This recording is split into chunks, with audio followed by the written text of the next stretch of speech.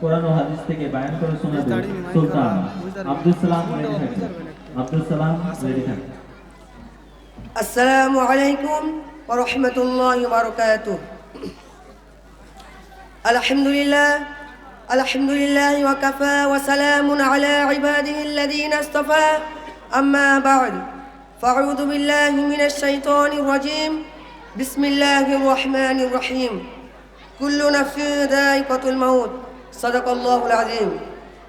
আলহামদুলিল্লাহ, সমস্ত প্রশংসা, সমস্ত তারিফ, সমস্ত গুণগান, সমস্ত গুণকীর্তন, সমস্ত উপাসনা, সমস্ত আরাধনা সেই মহান রব্বুল আলামিনের জন্য, যিনি মহিয়ান গরিয়ান সর্বশক্তিমান, জলে স্থলে আসমানে জমিনে সমস্ত স্থানে বিরাজমান, যিনি সমগ্র সৃষ্টি জগৎকে সৃজন করেছেন, তার মধ্যে থেকে বেছে বেছে আমাদেরকে ইনসান বানিয়ে দুনিয়াতে পাঠিয়েছেন এবং সমস্ত কাজ থেকে ফারিক করে আমাদেরকে নুরানি মজলিসে বসার তৌফিক দান করেছেন।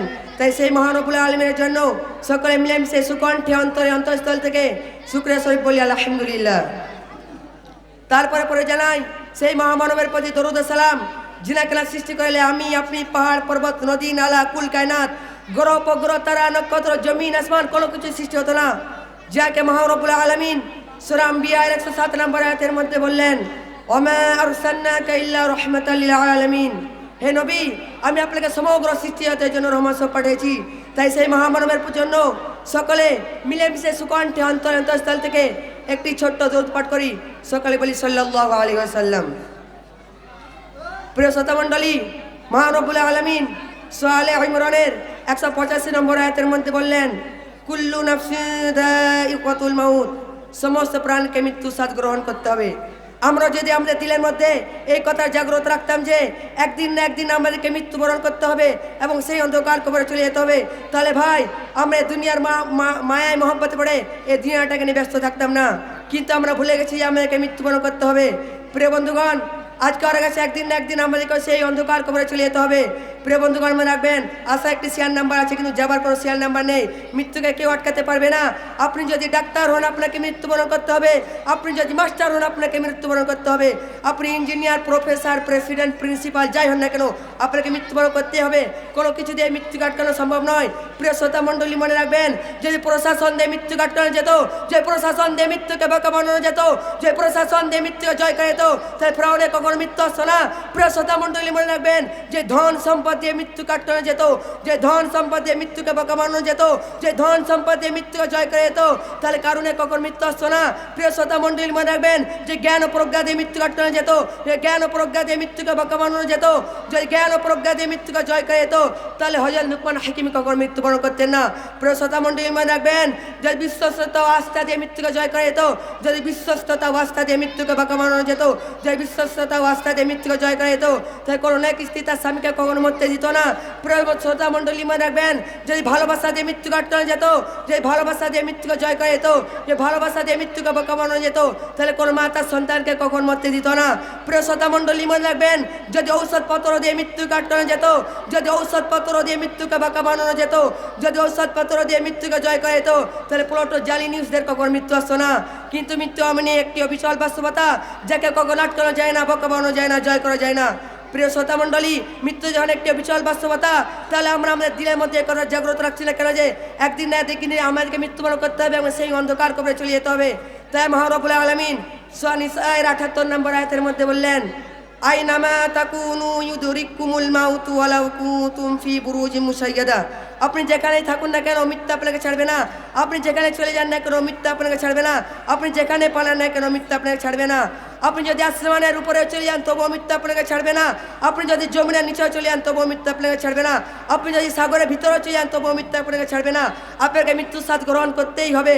কিন্তু ভাই, আমরা দুনিয়ার মায়ের মহব্বতে পড়ে, গাড়ি বাড়ি টাকা পয়সা ধন দৌলতের মহব্বতে পড়ে মৃত্যুটাকে ভুলে গেছি। সেই মৃত্যুটাকে ভুলে গেছি না ভাই, না, মৃত্যুটাকে ভুললে চলবে না। আমাদের যখন মৃত্যুবরণ হবে তখন আমাদেরকে সে অন্ধকার কবরে রেখে আসা হবে। তখন কি আমাদের সাথে গাড়ি বাড়ি টাকা পয়সা ধন দৌলত কিছু যাবে না? ভাই না, ওগুলো আমাদের সাথে কিছু যাবে না। আমরা দুনিয়া থেকে যে আমলটুকু করবো সে আমলটুকু আমাদের সঙ্গে যাবে। আমরা যদি দুনিয়া থেকে ভালো আমল করি তাহলে আমরা আখিরাতে কামিয়াবি হতে পারবো, আর আমরা যদি দুনিয়া থেকে খারাপ আমল করি তাহলে আমরা আখিরাতে কামিয়াবি হতে পারবো না। ভাই, প্রিয় শ্রোতা মণ্ডলী, এই দুনিয়ার মহব্বত থেকে দিলকে দূরে রাখি এবং ওই আখিরাতের চিন্তা ফিকির করি। এই দুনিয়াটা হলো ঘনস্থায়ী এবং ওই আখিরাতটা হলো চিরস্থায়ী।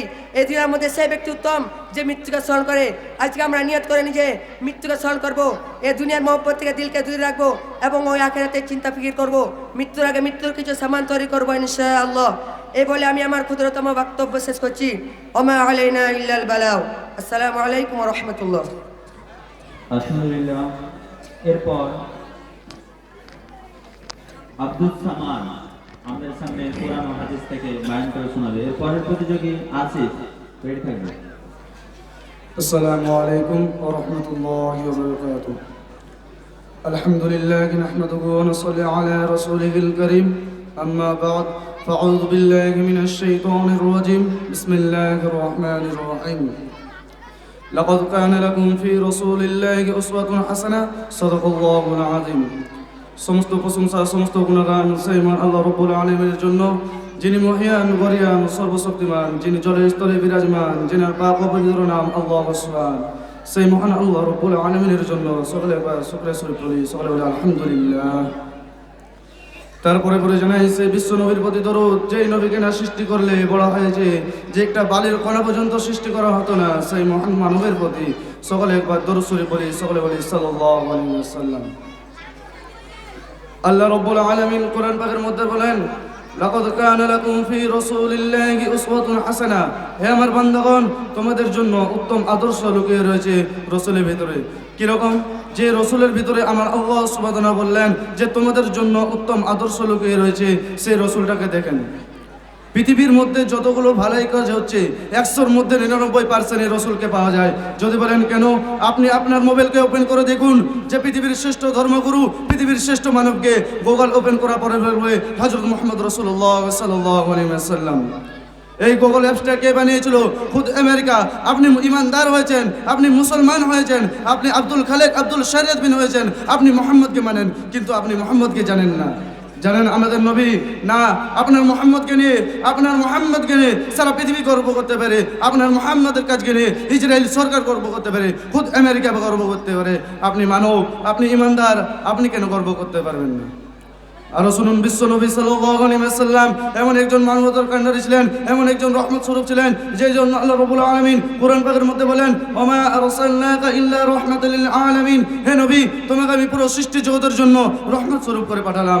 কি রকম বলেন? আবু জেহেল বলেছিল কুয়া খোলানোর জন্য, কুয়া খোলা হয়েছিল, সেই কুয়ার মধ্যে আবু জেহেল নিজে পড়ে গিয়েছিল। মক্কা শহরের মানুষেরা যখন আবু জেহেলকে তোলার জন্য আসতে লাগলো, কিন্তু কেউ তুলতে পারলো না। যখন মুহাম্মদ যখন যায়, আবু জেহেল বলে, আমার ভাতিজা আমাকে তোল, আমি কলমা পড়বো। মুহাম্মদ রাসূলুল্লাহ সাল্লাল্লাহু আলাইহি ওয়াসাল্লাম যখন হাত বাড়ায়, আবু জেহেল উঠে যায়। আবু জেহেল উঠে বলছে, হে মুহাম্মদ, তুমি একজন নবী নামে, তুমি একজন ধর্মগুরু নামে, তুমি একজন প্রতারক, তুমি আমাদের ইহুদি ধর্ম শুরু করছো। এতএব তোমার কলমা হলো মিথ্যা, তোমার আল্লাহ হলো মিথ্যা, তুমি হলে এ মুহাম্মদ তুমি একজন জাদুকর, জাদুকর, জাদুকর। তখন আল্লাহর তরফ থেকে জিবরাইল বলে, আল্লাহ কি করব? তখন আল্লাহ বলে, জিবরাইল, আমার মুহাম্মদ যদি দোয়া করে, আমি আবু জেহেলকে সেকেন্ডের মধ্যে ধ্বংস করে দেব। তখন আমার আপনার নবী, দয়ার নবী, বিশ্ব নবী সাল্লাল্লাহু আলাইহি ওয়াসাল্লাম আল্লাহকে বললেন, হে আল্লাহ, আমাকে আবু জেহেল নাই চিনুক, আবু জেহেলের উত্তরাধিকারীরা চিনবে। আমি মুহাম্মদ, আমি কি জিনিস? আমি রাসূল ছাড়া আমি মানুষের বিপদে পাশে থাকি, আর মানুষের বিপদে পাশে থাকি, আর বিভিন্ন কাজ কামাতে থাকতেন, আর কলমার দিন প্রচার করতেন। একটা কথা জেনে রেখে দিন, সারা পৃথিবীর বিশ্বগুরু, সারা পৃথিবীর মুখমণ্ডলীকে এক একটা বীরপুষ্টে এমন একটা নাম, যার নাম হলো মুহাম্মদ। একটা কথা জেনে রেখে দিন, এই মুহাম্মদকে নিয়ে একটা কথা জেনে রেখে দিন, যে পৃথিবীর শ্রেষ্ঠ মানব হযরত মুহাম্মদ রাসূলুল্লাহ সাল্লাল্লাহু আলাইহি ওয়াসাল্লাম। আপনি ভেবেছেন মুসলমান হেরে গেছে? না, শুনেছেন 2020-তে মানুষ করোনায় আক্রান্ত হয়েছিল, যে সেটা ডাক্তাররা রিসার্চ করেছে, যে মানুষ সারাদিনে 5 বার হাত ধৌত করে তাকে করোনায় আক্রান্ত করবে না। কেন জানেন? সেটা ডাক্তাররা রিসার্চ করেছে যে এটা হলো মুহাম্মদের তরিকা। আমরা ডাক্তার হয়ে গেছি, আমরা বিজ্ঞানী হয়ে গেছি, আমরা সায়েন্টিস্ট হয়ে গেছি, আমরা কোনো মানবতার মধ্যে, কোনো ধর্মগুরুর মধ্যে আমরা মুহাম্মদের মতো কোনো গুণ আমরা পাই না। অতএব এটা হলো মুহাম্মদের তরিকা, এটা হলো মুহাম্মদের তরিকা। একটা কথা যে বন্ধুগণ, একটা কথা জেনে রেখে দিন, বিশ্বগুরু সারা পৃথিবীর একটা কথা জেনে রেখে দিন, বিশ্বনবী সাল্লাল্লাহু আলাইহি ওয়াসাল্লাম এমন একজন নবী ছিলেন, এমন একজন রহমত স্বরূপ ছিলেন, এমন একজন রসুল ছিলেন যে রসুলের ভিতরে রয়েছে বড় বড় সায়েন্টিস্ট, যে রসুলের ভিতরে রয়েছে বড় বড় বিজ্ঞানী, যে রসুলের ভিতরে রয়েছে বড় ভালাই, যে রসুলের ভিতরে রয়েছে বড় ভালাই। আপনি মুসলমান হয়েছেন, আপনি ইমানদার হয়েছেন, আপনি মুহাম্মদকে ফলো করেন না। জুনাইদ চান্সের নাম শুনেছেন মুসলমান, তিনি একজন গায়ক ছিলেন। তিনি একটি মুহাম্মদের জীবনী কিতাব পড়তে পড়তে তিনি আল্লাহওয়ালা তাবলিগওয়ালা হয়ে গেলেন। তিনি আল্লাহওয়ালা তাবলিগওয়ালা হয়ে গেলেন। বন্ধুগণ, তিনি যদি মুহাম্মদের জীবনী কিতাব পড়তে পড়তে তিনি যদি আল্লাহওয়ালা তাবলিগওয়ালা হয়ে যায়, আপনি মুসলমান হয়ে আপনি যদি মুসলমান হয়ে আমরা কেন মুহাম্মদকে ফলো করতে পারবো না? বন্ধুগণ, একটা কথা জেনে রেখে দিন, আজকে যেই সমস্ত মানুষেরা মুহাম্মদের নামে কুবাক্কে বলে ছড়ায়, আজকে যেই সমস্ত মানুষেরা মুহাম্মদকে বলেছে মুহাম্মদ একজন জাদুকর, তাদেরকে যে জানিয়ে দিন আপনি মুসলমান। আপনি যে বলে দিন আমার মুহাম্মদ যদি জাদুকর হতো তাহলে আবু জেহেলকে বাঁচাতো না, আমার মুহাম্মদ যদি জাদুকর হতো তাহলে করোনা ভাইরাসের জন্য সারা পৃথিবী আক্রান্ত হয়েছিল, তাহলে আমার মুহাম্মদের কাজকে, আমার মুহাম্মদের তরিকা নিয়ে সারা পৃথিবী আলোকাণ্ড হয়ে গেল, আলোকাণ্ডিত হয়ে গেল, আর মানুষ শান্তি পেল। এতই মুহাম্মদকে যে ফলো করেছে আল্লাহ পাক তাকে কামিয়াবি করেছে। মুহাম্মদকে যে মুহাম্মদের জীবনী যে পড়েছে আল্লাহ পাক তার জীবনে সুখ দিয়েছে। আল্লাহ পাক আমাদের সকলকে বিশ্বনবী সাল্লাল্লাহু আলাইহি ওয়াসাল্লামের প্রতি তরিকা অনুযায়ী জীবনযাপন করার তৌফিক দান করুক। আমিন। আলহামদুলিল্লাহি রাব্বিল আলামিন। আলহামদুলিল্লাহ। এরপর আমাদের সামনে কোরআন ও হাদিস থেকে বায়ান করে শোনাবে আসিফ। এরপরের প্রতিযোগী কাজীমুদ্দিন রেডি থাকবে। আসসালামু আলাইকুম ওয়া রাহমাতুল্লাহি ওয়া বারাকাতুহু। নাহমাদুহু ওয়া নুসাল্লি আলা রাসূলিল কারীম, আম্মা বা'দ। ফাআউযু বিল্লাহি মিনাশ শাইতানির রাজীম। বিসমিল্লাহির রহমানির রহিম। ইয়া আইয়ুহাল্লাযীনা আমানু দুখুলু ফিস-সিলমি কাফা। আলহামদুলিল্লাহ, সমস্ত প্রশংসা, সমস্ত তারিফ, সমস্ত গুণগান, সমস্ত গণকীর্তন সেই মহান রব্বুল আলামিনের জন্য, যিনি মহিয়ান গরিয়ান সর্বশক্তিমান জলস্তরে বিরাজমান, যিনার পাক পবিত্র নাম আল্লাহ সুবহান। সেই মহান রব্বুল আলামিনের প্রতি একবার শুকরিয়া স্বরূপ করি আলহামদুলিল্লাহ।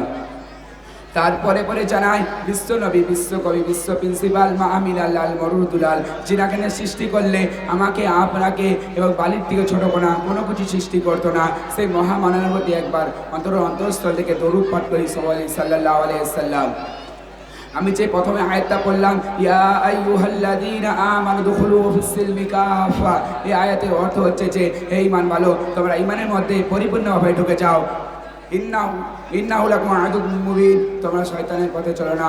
আজ আমরা ঈমান ভালো হয়েছেও, আজ আমরা শয়তানের পথে চলছি। আজ আমরা ঈমান ভালো হয়েছেও, আজ আমরা হারাম খাচ্ছি। আজ আমরা ঈমান ভালো হয়েছেও, আমরা আজকে সুদ খাচ্ছি। আজ আমরা ঈমান ভালো হয়েও আজ আমরা তাস খেলছি। আজ আমরা ঈমান ভালো হয়েও আজ আমরা জুয়া খেলছি। আমাদের ঈমান এতই কমজোরি হয়ে গেছে। সাহাবা আজমাইনদের ঈমান দেখো কিরম ছিল, দুনিয়ার মধ্যে